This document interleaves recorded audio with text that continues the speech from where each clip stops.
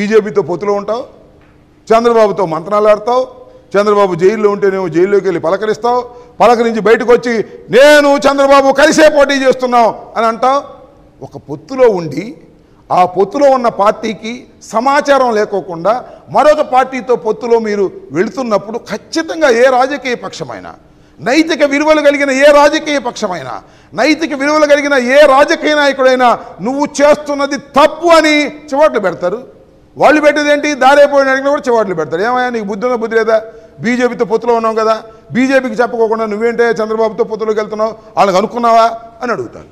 అందువల్ల అనేక చివాట్లు నువ్వు తిన్నా రాబోయే కాలంలో మరిన్ని చివాట్లు తినేటటువంటి పరిస్థితి కూడా ఏర్పడుతుందనే విషయాన్ని దయచేసి పవన్ కళ్యాణ్ గారు గమనించాలని ఈ సందర్భంగా నేను మనవి చేస్తున్నా. సరే, పవన్ కళ్యాణ్ గారికి ఇంతవరకు పొత్తు అన్నారు కానీ ఆ పొత్తు ఎక్కడ పొడిచిందో అర్థం కావట్లా, ఎన్ని సీట్లు ఇస్తారో అర్థం కావట్లా, ఈయన ఎన్ని పోటీ చేస్తాడో ఈయనకి అర్థం కావట్లా.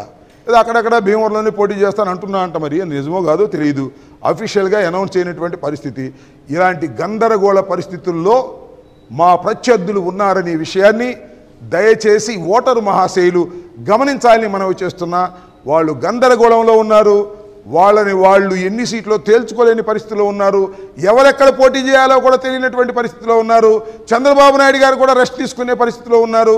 కాబట్టి టోటల్గా తెలుగుదేశమే రెస్ట్ తీసుకోవాల్సినటువంటి పరిస్థితి ఏర్పడుతుంది. దానితో పాటు పవన్ కళ్యాణ్ గారు కూడా రెస్ట్ తీసుకునే పరిస్థితికి వచ్చిందని ఈ సందర్భంగా నేను చెప్పదలుచుకున్నా. చంద్రబాబు నాయుడు గారి బండారం అంతా ప్రజలకు తెలిసిపోయిన తర్వాత, మళ్ళా తిరిగి ఆయన ముఖ్యమంత్రి అయ్యే పరిస్థితి లేదని అర్థమైన తర్వాత కుప్పంలో కూడా చంద్రబాబు నాయుడు గారిని ఓడించటానికి ప్రజలు సిద్ధమయ్యారని అన్ని సర్వేలు చెప్పిన తర్వాత నిలబడి ఓడిపోవడం కంటే రెస్ట్ తీసుకోవడం మంచిదనే నిర్ణయానికి చంద్రబాబు నాయుడు గారు వచ్చారని చెప్పడానికి నిన్న భువనేశ్వరి గారు మా వారైనటువంటి నారా చంద్రబాబు నాయుడు గారిని చాలాసార్లు గెలిపించారు, ఇక ఆయన రెస్ట్ తీసుకుంటాడు, నేను పోటీ చేస్తానని చెప్పేటటువంటి పరిస్థితికి వచ్చింది. అంటే ఇది ప్రీ ప్లాన్డ్గా ఒక విధంగా ఓటమిని అంగీకరించేటటువంటి పరిస్థితికి వారు వచ్చారనే విషయాన్ని దయచేసి అందరూ తెలుసుకోవాల్సిందిగా కోరుతూ ఉన్నాను. దీనికి తోడు మొన్న ఎక్కడో అదేది శంఖారామా లోకేష్ గారు మాట్లాడుతుంట శంఖారామంలో మా నాన్న ముసలోడు అంటారా,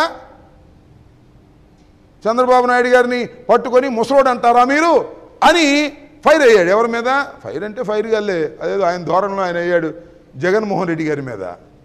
అదేమంటే మా నాన్నతో పాటు కొండెక్కుతావా అన్నాడు. ఇవాళ ఏందయ్యా బాబు, నాకు అర్థం కాలేదు. మీ అమ్మగారు భువనేశ్వర్ గారు ఏం చెప్పారు?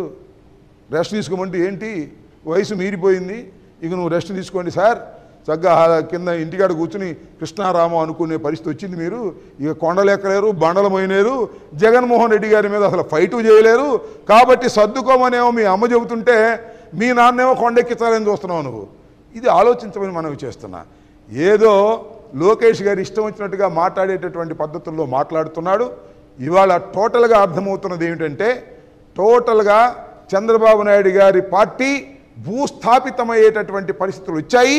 ఈ పరిస్థితిని తెలుసుకున్న తర్వాత యుద్ధం చేయటం కన్నా యుద్ధం చేయకోకుండా పక్కనుంటే మంచిదని నారా చంద్రబాబు నేను పోటీ చేస్తే గెలిచేవాడని చెప్పుకోవడానికి వీలుగా ఇవాళ కుప్పం నుంచి తప్పుకునేటువంటి పరిస్థితికి వచ్చిందనే విషయాన్ని దయచేసి ముఖ్యంగా తెలుగుదేశం పార్టీకి చెందినటువంటి కార్యకర్తలు గుర్తుపెట్టుకోవాలని మనం చేస్తున్నాం. కుప్పంలోనే పోటీ చేయలేనివాడు, కుప్పంలోనే గెలవలేనివాడు ఆంధ్ర రాష్ట్రంలో తెలుగుదేశాన్ని అధికారంలోకి తీసుకొస్తాడు అని మీరు నమ్మితే మీకన్నా పెద్ద అమాయకులు ఎవ్వరూ లేరు అనే విషయాన్ని దయచేసి గమనించమని ఈ సందర్భంగా నేను చెప్తున్నా.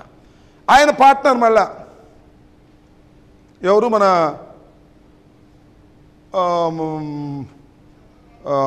దత్తపుత్రుడు. ఆయన ఏం మాట్లాడుతున్నాడు? నిన్న పవన్ కళ్యాణ్ గారు ఆయన మొట్టమొదటి ఏం చెప్పాడు రాజకీయాల్లో?